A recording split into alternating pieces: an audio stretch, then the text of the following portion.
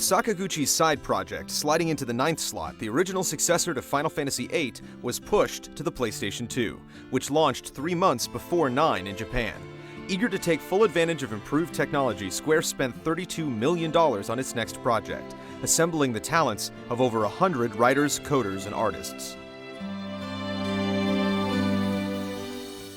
Most of the earlier fantasies focused on a European style of architecture and topography, with 7 and 8 weaving in elements of modern technology and Japanese steampunk.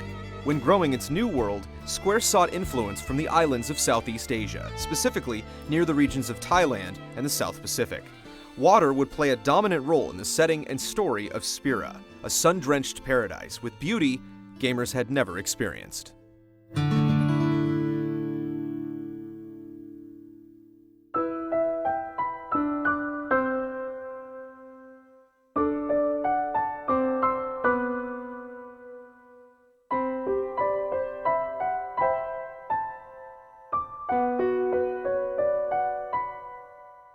Final Fantasy X was released in Japan on July 19, 2001. It washed up on our shores just in time for Christmas. It was directed by Motomu Toriyama, who had worked as an event planner on 7 and 8. Katase and Sakaguchi supervised via producer roles. Tetsuya Nomura returned to design the characters, and Nobuo Uematsu composed his 10th series score, but received additional assistance for the first time.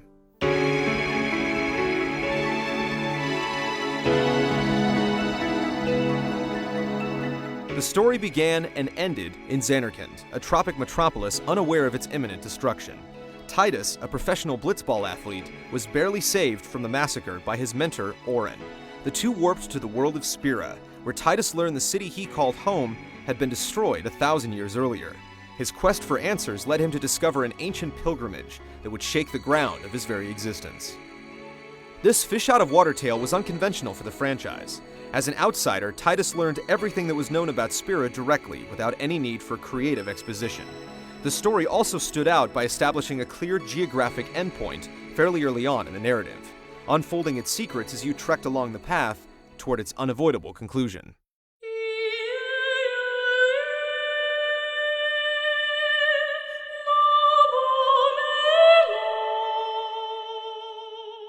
This prophetic journey's aim was to guide and protect the summoner Yuna, a caller of sacred spirits now called Aeons, whose power came from human souls called Faith.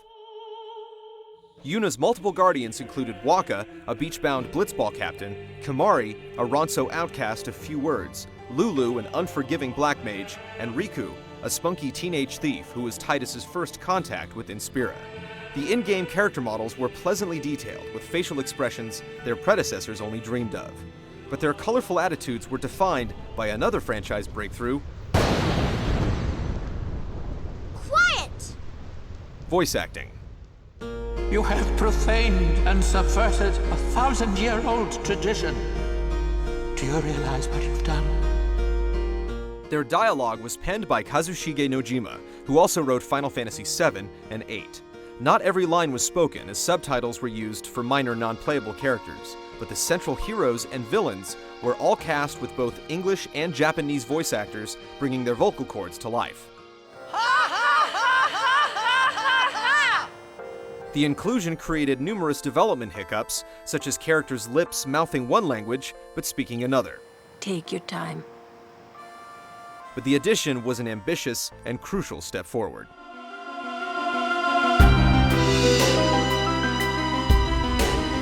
A priest and maester named Seymour Guado went against the beliefs of his nation and his religion in a quest to save the world from suffering by killing everyone on the planet. To do this, he planned to possess a colossal whale monster named Sin that rose from the depths of the ocean and decimated entire villages. The role of all summoners was to build their strength and family of Aeons to eventually confront Sin in the ruins of Zanarkand. But Sin had and would return multiple times, leaving Titus and his newfound friends to search for a way to end the destructive cycle and abolish Sin once and for all.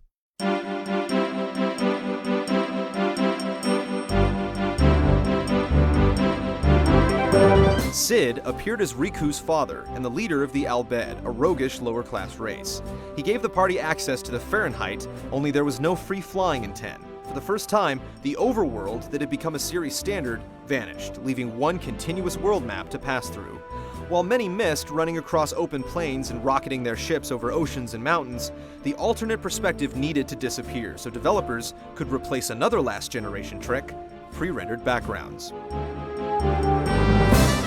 Every outdoor environment in Final Fantasy X was rendered in real-time 3D, making the gorgeous surroundings stunningly tangible. You had no camera control, but the view would glide along with your movements in numerous directions.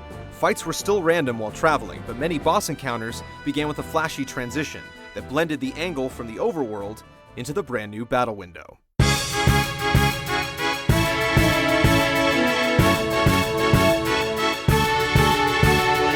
Fights in Final Fantasy X left active time and introduced the conditional turn-based battle. You now had all the time in the world to assign each move, and the order both sides would act in was listed in 8 vertical blocks on the right of the screen. Additionally, a tip ticker scrolled vital information about each target on the top, indicating weaknesses and possible strategies. This had been previously possible as an ability or spell, but never as a tool built into the display. Only 3 people filled the formation, and the other 4 waited in the wings. You could pull them in and out at will, and they gained experience based on their involvement in each bout. If you didn't use them, they didn't level.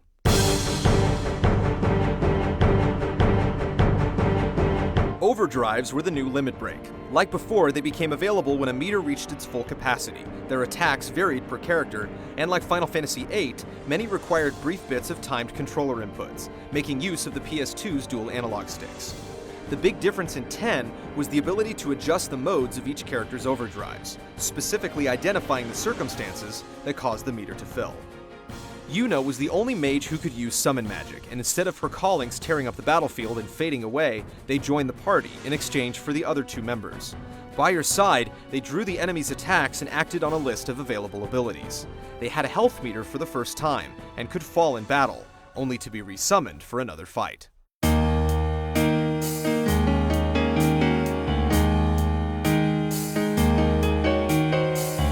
10's leveling system was a labyrinth of attribute plots called the Sphere Grid. As characters powered up, they gained ability points versus experience. When they achieved a new sphere level, they could use any of the glowing orbs they found in their travels by assigning them to any node that opened up. This turned the typically stationary advancement method into a game itself, one that allowed you to go against the grain and adjust anyone's abilities to your liking.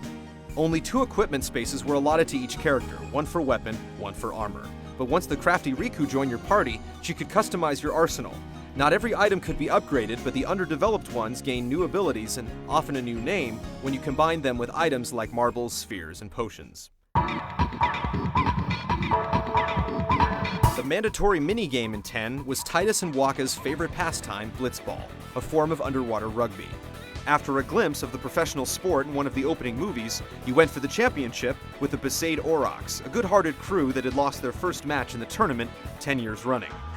Playing involved both real-time movement and turn-based combat, and once the cup was yours, you could return to the stadium whenever you wanted another challenge.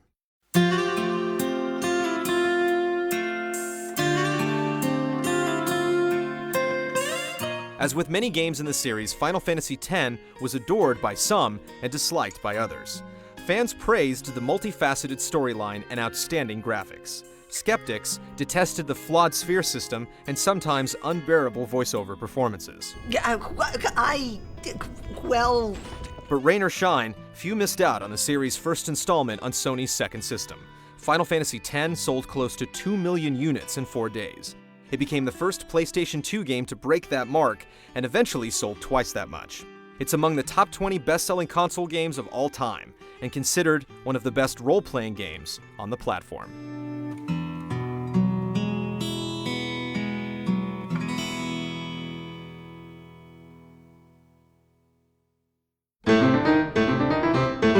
Square seized this profitable opportunity and finally decided to release a direct sequel to a game in the numbered series. Development began in 2002 with essentially the same design staff, only at 1/3 the size. With the majority of locations and character models being reused from the first game, it took half the time to create. All Final Fantasies have a happy ending, giving 10-2 the most energetic opening fans had ever seen.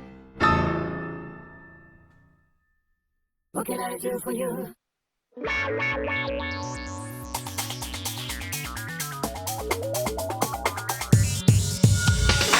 Final Fantasy X-2 was released in Japan on March 13, 2003, about 2 years after the release of 10. It eventually toured America in November. Since the major crisis in 10 was solved, the atmosphere of the world had a brighter, happier feel. Rather than drawing on reverent Japanese mythology, the team used popular culture, anime, and manga for inspiration. As such, the sound of the game needed to be changed as well. Noriko Matsuda and Takahito Eguchi, known for their work on The Bouncer, took over for Uematsu.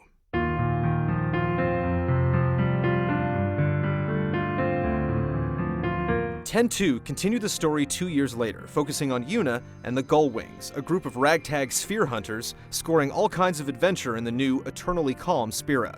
The Gullwings were comprised of many familiar faces from 10, and the crew traveled around the world in Cid's Celsius, making X-2 the first Final Fantasy to give you airship access from the outset.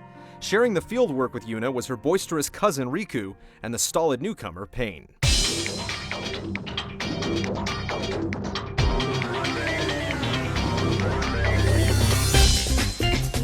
After continually outsmarting their rivals, the LeBlanc Syndicate, Yuna and the girls eventually stumbled across a sphere that contained some startling information.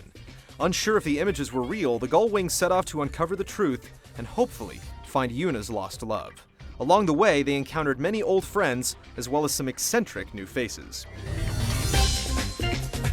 In the 2 years since Sin was defeated, many new groups had risen to power. Among these, the followers of New Yevon had taken back the holy city of Bavel under the judgment of the Praetor Barillai.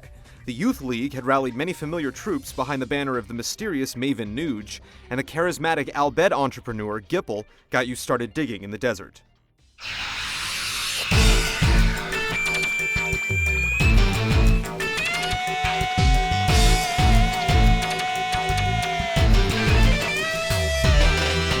Although X-2 drew from a number of modern influences, the combat system relied once again on a Final Fantasy classic, job switching. However, jobs were given a fabulous makeover with the addition of dress spheres and garment grids. Garment grids were similar to very small sphere grids with 2 to 6 empty nodes. Dress spheres contained the powers of the various jobs that could be placed on the garment grids. Once equipped, the girls could freely switch between any of the dress spheres on the grid. They could only be changed with adjacent spheres, and much like the previous sphere system, passing through different gates unlocked certain temporary powers.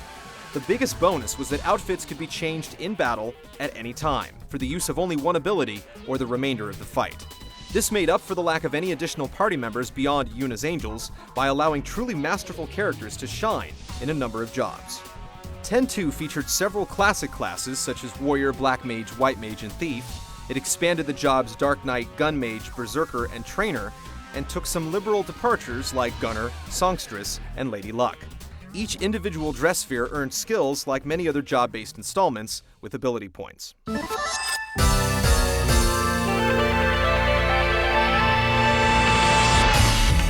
In addition to the integration of dress spheres, X-2 also featured a mission-based progression system, rather than the traditional linear path.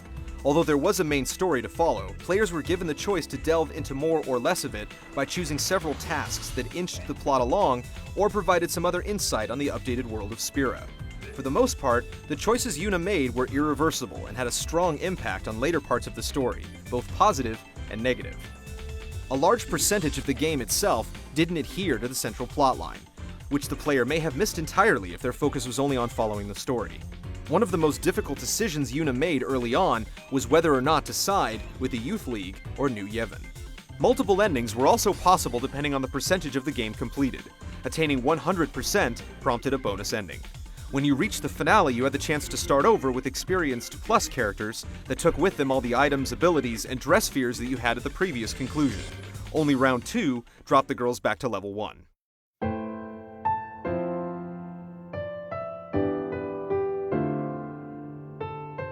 Despite the drastic tonal change, X-2 still had its share of notables. It was, and is, the only game of the core 3D incarnations that featured job switching, as well as the only game in the entire series that allowed you to swap them completely on the fly. In addition, X-2 is the only direct console sequel in the franchise that featured faces from the original, as well as an all-female cast of playable characters.